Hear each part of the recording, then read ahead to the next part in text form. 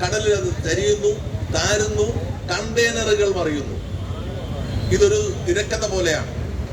ഈ കണ്ടെയ്നർ മറിഞ്ഞ അതേ സെക്കൻഡിൽ സംസ്ഥാന ഗവൺമെന്റിന്റെ ബോധമുണ്ടാകുകയാണ്, ആരും തൊടരുത്, തൊട്ടാൽ അത് പൊട്ടും, പൊട്ടിയാലോ അത് മാലിന്യങ്ങളാണ്, അതീവ ഗുരുതരമായ വിഷവാതകങ്ങളുണ്ട്. അങ്ങനെ സംസ്ഥാന സർക്കാർ നമ്മളെ ഭയപ്പെടുത്താവുന്ന രീതിയിലെല്ലാം ഭയപ്പെടുത്തി.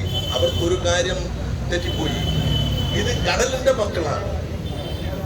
ഏത് കാണ്ടാമൃഗത്തെയും വേട്ടയാടുവാൻ ചങ്കുറപ്പുള്ള കടലിന്റെ മക്കളോടാണ് ഈ ഉമ്മാക്കിയിട്ട് കളിപ്പിക്കുന്നത്.